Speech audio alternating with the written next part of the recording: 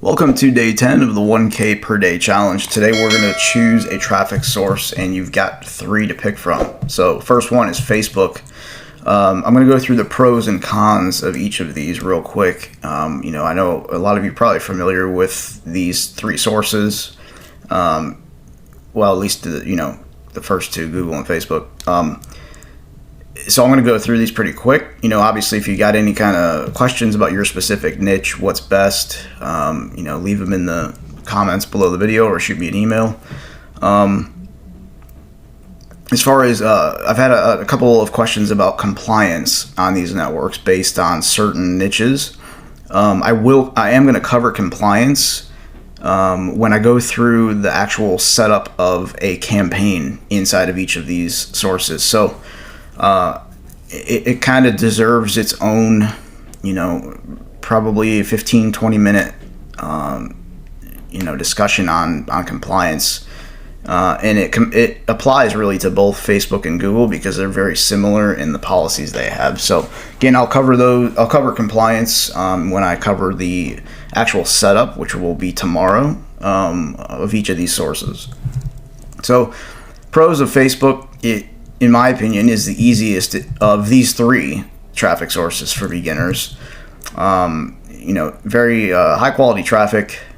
There's hardly any fraud. It's kind of hard for them to have fraud because it's logged in users that are clicking the ads. So another pro is the free viral traffic. So meaning, what I'm going to show you how to advertise are news feed ads. So your ad can actually get shared, commented on, and all that stuff, which in turn drives free organic traffic and eyeballs on your ad, and then also clicks to your site. So that's a pretty good benefit of Facebook. Unless you're on another social media ad network, you don't have that ability. So next, their conversion pixel is really good, and what that really means is, I'm not going to go deep into that today. I will tomorrow. It's really machine learning at its best. So you basically tell Facebook, hey, this is what I consider a conversion, whether it's an opt-in or a sale, and conversion sees that because you have their pixel on your site and or the affiliate network site, so that when opt-ins and sales happen, Facebook sees that. They see the user because it's their user. They see which one converted, and then they go out and try and find more people that are similar to that user for you.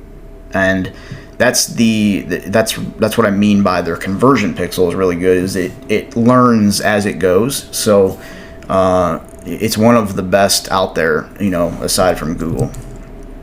Some downsides to Facebook: it is the most expensive of these 3, which may surprise you, because Google is in here, but I'll talk about them next. They do have the most restrictions, which equals the most confusing stuff. So the restrictions are related mostly to compliance and ad policies, which people get confused. They take what others are saying across the web gurus and forums and that type of thing, and it gets misconstrued along the way every time the message gets relayed. So I will break all that down for you and make it try to make it as black and white as possible. Just because there are so many different varieties of niches and ways you could advertise, it probably isn't going to seem black and white right away, which is what I'm here for. I'm here to help you understand that in your specific case. Next, Google. Some pros about Google: search ads are fairly easy, quick to set up. So search ads are when you go to Google and you type something in and you see the ads. Those are search ads. The Google Display Network, which I usually just refer to as GDN, they kind of stopped calling it that anymore because Google Ads kind of took over, meaning it's all the different advertising Google offers is all now inside of one place called Google Ads. However, they still do have a Google Display Network page up on the internet. So I believe I have a link to that at the bottom of this slide once we get there. So anyways, GDN reaches 90% of internet users worldwide, which is just insane. Just, I mean, like, literally think about that. It is just insane. And to finish the point I was talking about on Facebook, where I said it's the most expensive of these three, one of the biggest misconceptions is that Google is very, very expensive. The clicks are so much money, right? And for people that are inexperienced, it typically is like that, because you just don't know how to use the platform to your ability, to your best ability, and be able to get affordable clicks, and even cheap clicks in a lot of cases. GDN is the answer to that. That's where the majority of the cheap clicks lie. There are actually, no, I shouldn't say majority, because there are a ton of cheap search keyword phrases out there still. They're just plentiful, you know. You just got to know how to uncover them. So, yeah. So another pro of Google, they have something called target CPA bidding, which is just insane. It's nuts, especially on display ads, because what it does is you tell Google, like, hey, and CPA stands for cost per acquisition. In this case, it could be a lead, could be a sale. Either one, doesn't matter. You say, hey, Google, this is my goal, my conversion goal. And you set that up basically by putting the pixel on the conversion page. So in our case, we're going to want opt-ins, really, is what we're going to want, you know, leads. So you could say, Google, like, I'm willing to pay $5 per lead, per email lead, which is actually high, you know. And what they'll do is you really need about a minimum of 100 conversions first before you can really start using their smart bidding and the target CPA bidding, like, to its best of its ability. But once you get there and you've shown them these conversions, they will literally go out and put your ad in front of the absolute best person that they think, based on that person's history on the internet, is going to opt in, or, you know, become a conversion, whether it's a lead or a sale. Especially with display ads, because with display ads, the way that display ads work, every time somebody loads a page on the web where there are Google ads, Google is scraping the content on that page and contextually displaying the best ad for the page. That's if there aren't any retargeting pixels set for that person who's, you know, viewing the page. They're going to contextually match up an ad based on the content on that page. That's how they're able to nail down, like, target CPAs, just like nuts, just insane. And it's when you go back up and look at the second point, where GDN reaches 90% of internet users worldwide, it puts this into perspective as to how much is really out there for you to get, you know. This is how there are guys getting 20, 30, even 50,000 leads a day, per day. 50,000 email opt-ins per day. They're doing it with Google display ads. It is the absolute highest quality of traffic you will ever find online. Just the amount of fraud is almost, you know, couldn't get any closer to zero. Which is kind of nuts, because they got ads all over, like, the open web. You know, you don't have to be logged in anywhere to see an ad from them. About the only place where they've got some potential for fraud or low quality clicks are inside of apps on the display network, which I don't ever recommend using, because a lot of them, if it's not fraud or low quality clicks, it's accidental clicks from people using an app and, you know, accidentally clicking the ad. Cons: display ads are challenging to learn, challenging to understand how everything works and where you should be set up and best running. Pretty expensive if you're inexperienced. So this is not just display, this is search.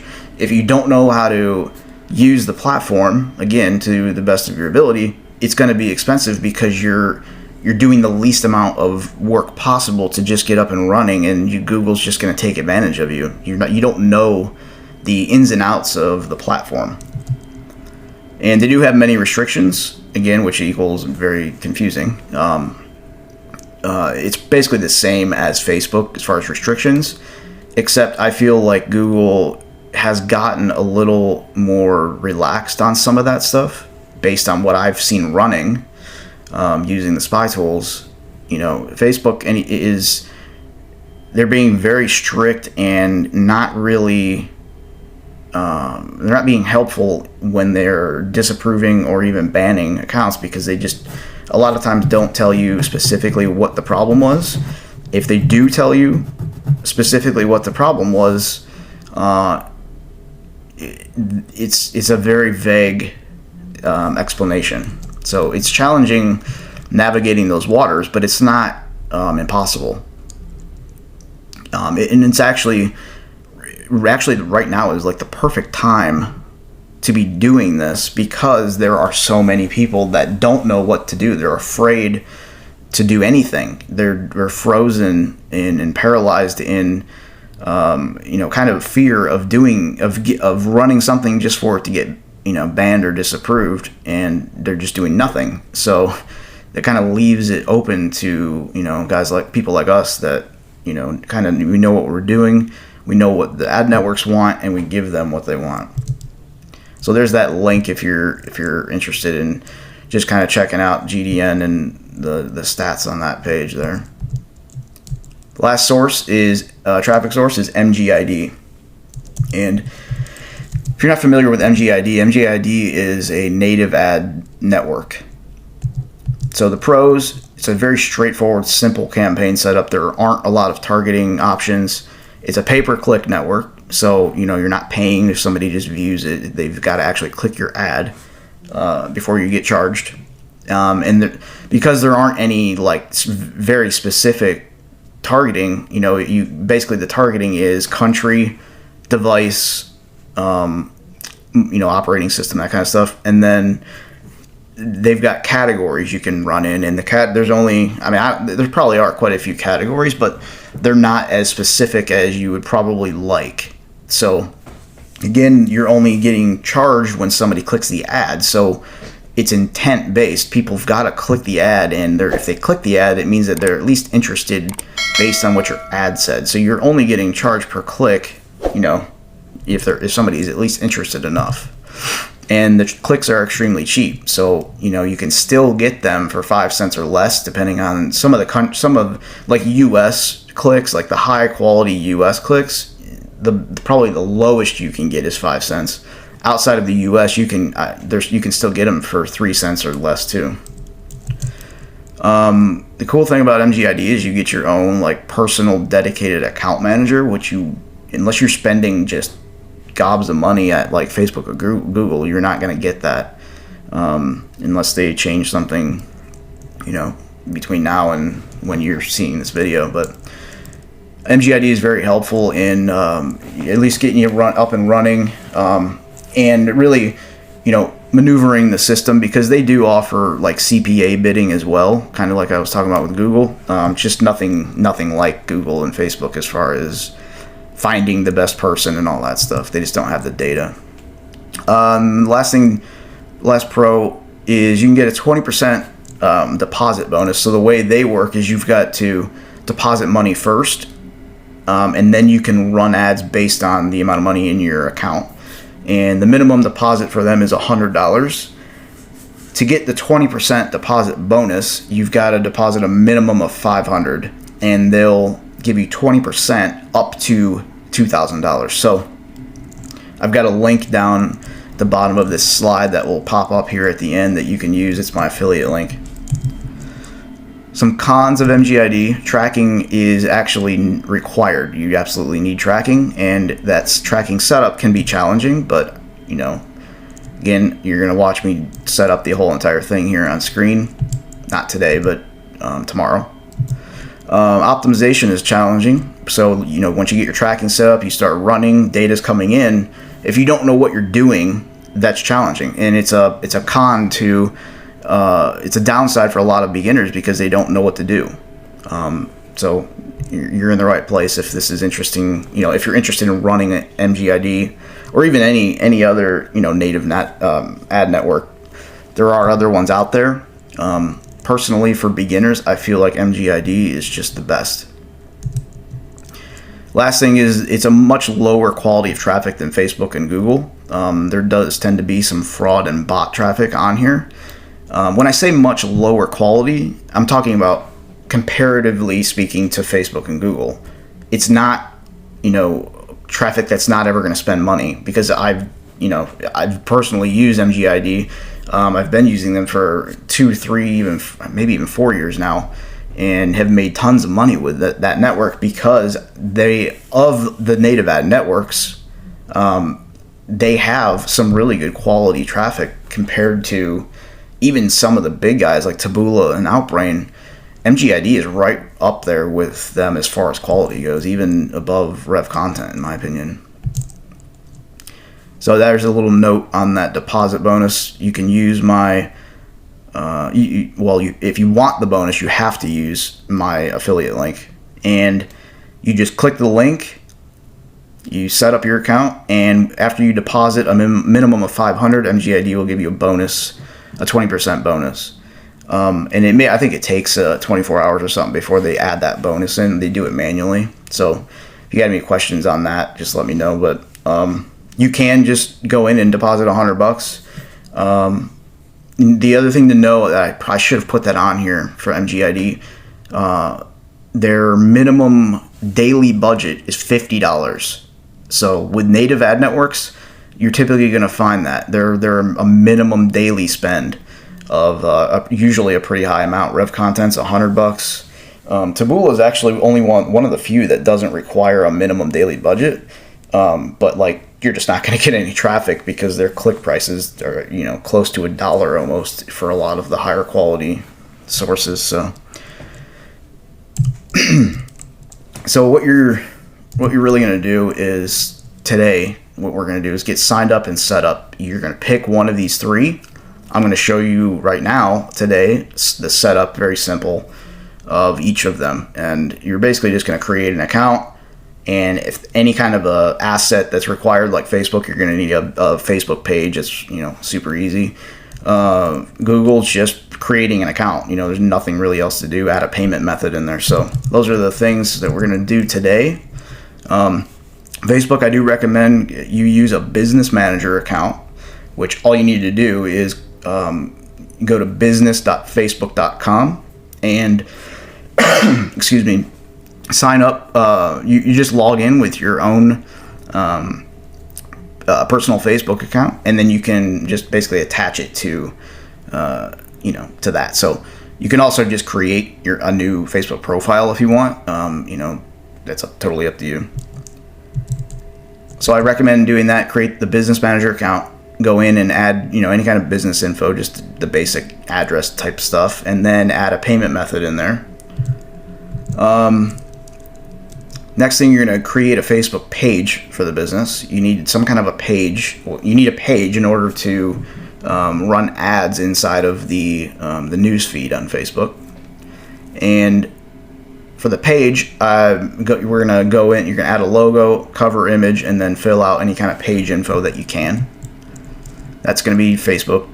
Next, we'll do Google Ads setup. Very simple. Just Google, like I said, they're all in one place now. You're just going to create one Google Ads account if you don't already have one. Add any kind of business info that they ask for, and set up a payment method. That's it. MGID is basically the same. Very simple. Create an MGID account and make your initial deposit. So again, there are the instructions for MGID at the bottom. If you don't really know, which of these three are the best for you and your niche, please ask. And this is going to be another one of those times in this 30-day challenge where you're going to freeze, and in most cases people would typically stop right here and give up because it's too big of a decision and they're too afraid of making a mistake, too afraid of going through the setup process, creating the ad campaign, getting it approved, and too afraid of something bad happening. I'll be the first to tell you, none of this stuff is a death sentence. You can come back from anything that will happen here. I've had multiple Facebook accounts. I've had multiple Google accounts. There's no issues with MGID that I've ever had, getting shut down. I've run all kinds of offers that you can't run on Facebook or Google. But you can come back from anything, guys. So don't let anything get you down, or don't be afraid to make a mistake. You learn way more by just getting out there and doing something. I don't care if you're blindfolded when you do it. You learn way more by looking at the results of what you've done than sitting there and analyzing the results of 1,000 other people and what they've done. So let's go get some stuff set up. We're going to start with first one was Facebook. So I've already got I've already have a business manager account, so I can't create two. I don't want to risk any closure or shutdown of my existing business manager. So again, if you just go to business.facebook.com, which is the link at the beginning here, just this right here, that is where you will go to sign up for a business manager account. And can you just run in a regular Facebook ads manager? Absolutely, you can. However, business manager offers a lot of really cool functionality that you're going to want in the future. You can have multiple ad accounts inside of here. So I just created this ad account. I didn't want to show that on screen because there's a lot of other data in there that I didn't want to be on this video. So it was very simple to create a new ad account. You just click the new button, type the name of the company, and basic stuff like time zone and that kind of thing. And I was done. So I had to assign myself as a user, but it's very simple stuff, guys. Point and click. So my business managers are already set up, and again, the basic business information, just your home address is good, and then you can add your payment info. So if you go you can add payment info from a lot of different places: business settings, billing. I believe there's even something else for payment methods somewhere. I don't know. There's all kinds of stuff. You can get to it in any of these settings, but billing is probably where you're going to want to go for the fastest. So that's it for Facebook. That's it for the business manager of Facebook. Now we're going to I'm going to create a Facebook page for Gadget Confidential. You can do it from inside of here as well. If you go to, you can go from, again, there's a lot of ways to get around in here and from different places. You can go to business settings, and then inside of there you can do it, or you can go to where is it at? Oh, they change this stuff. I feel like they change this stuff all the time. It used to be something called assets. Maybe I'm just completely missing it right now, but right there, assets. Inside of there you can add pages and all kinds of stuff, but the easiest way, just go to business settings. If you see at the bottom right here, watch this right here when I hover over it, business settings, manage ad accounts, pages, that kind of thing. You can go to pages, click add page, create a new page, and you'll basically be taken here. So again, I'm doing it outside of the business manager just because I don't want to. There's a lot of other stuff inside of my business manager account I don't want shown on this video, but I'll create it here, and then I can just go in to the business manager, go to business settings, and click add page, and I can choose an option that says add an already existing page, and it'll show up in there because I'm under the same Facebook account. They're connected. So I'm going to create the page first from here, and it's going to be Gadget Confidential category. I usually just pick publishing or media. Let's see I don't know what they have anymore. Publisher, media, news companies, usually what I do. Wonder what they have for I doubt they have gadget for anything. Shopping and retail, tech. Let's see what they got for tech. Media and news. The news one is what I always do. Continue.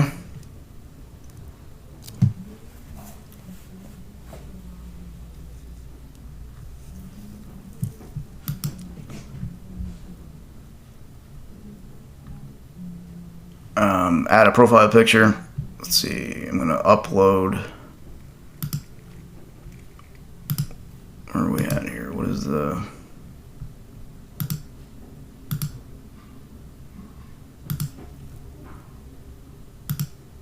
site icon is really what I want for that. So that this is going to be a square image, the what they're at, the profile. Now they're asking for the cover. I haven't created the cover yet, so you can do that in Canva real quick.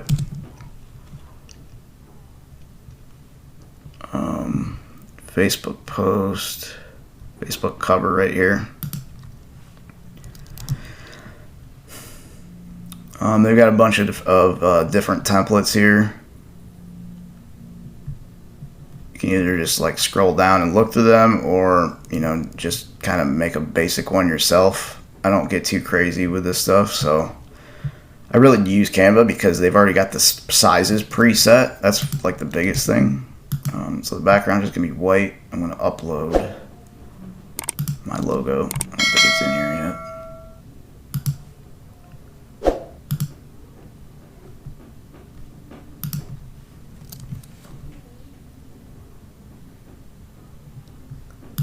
I'm gonna click it and add it in there, and that's good enough for me.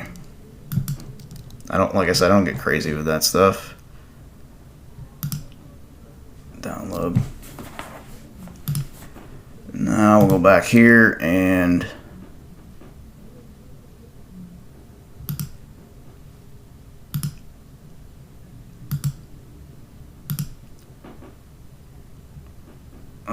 what is the name of that? Oops.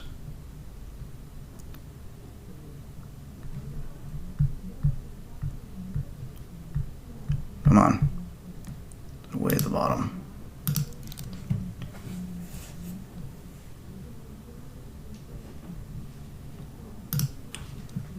Alright. So it looks like it's still adding that cover image or something. I don't know. So I'm going to go up to edit page info.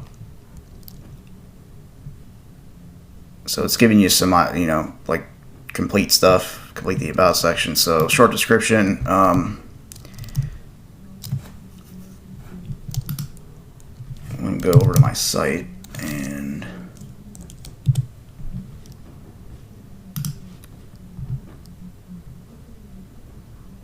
so I got an update I need to do there. View my about page because I got some text on there I can do. Or just grab from there real quick. Oops, I don't know what the done with that. 255. I don't know how much I got in here. Yeah, they cut it off. So let's see. Just that first paragraph is really good enough for the description. It's a good idea to fill out as much as you possibly can here.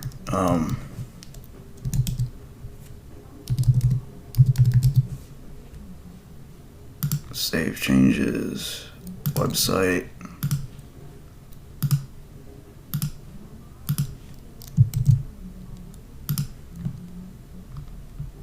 Email is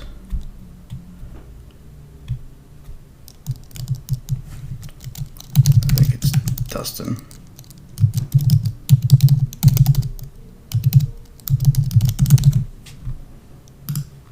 So it's not required to put this stuff. I just recommend that you do. Fill it out as much as you can.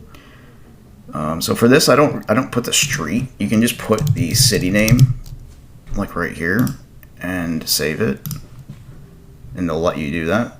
You don't have to actually put the address. Just no hours available for that. It's a good idea to put your privacy link, which I've got right here. Just make sure it's the right one. Yep.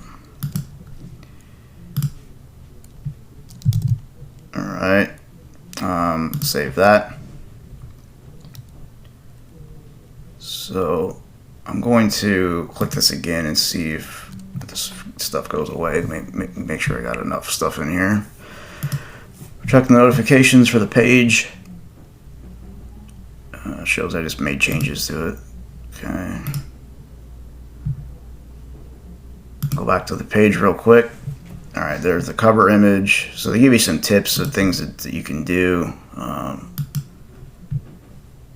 So that's it. That's good enough for right now. Cool. So that's it for Facebook. Next, we're going to do Google. And again, same thing kind of as Facebook. I've already got I have what's considered to be kind of the business manager of Google Ads as well. They call it a MCC account, where you can control a bunch of different ad accounts inside of one. It's for, if you've got clients and stuff that you work with. So all I did was go in and create a new ad account, is what I've done to this point. So this should look similar to what you're going to go through. I'm gonna fill this out so you can kind of see the process and what I do. So it is going to be an ad account, not a smart campaign account.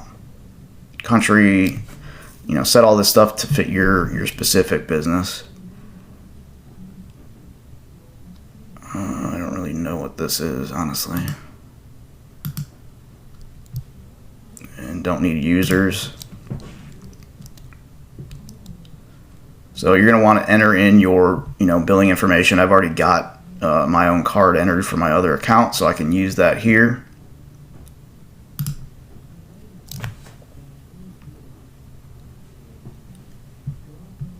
All right, I'm going to go inside that account.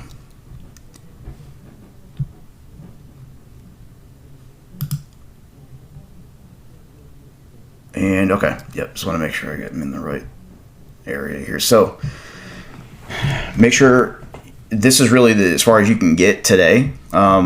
We will be going tomorrow deeper into setting up conversions and that kind of thing. Just make sure you got your billing stuff set up first, so that they won't let you run until you've got that stuff set up. So once you get to the overview screen, you should be good to go, as long as you've got the billing info set up. That's it. You're signed up, set up for Google. So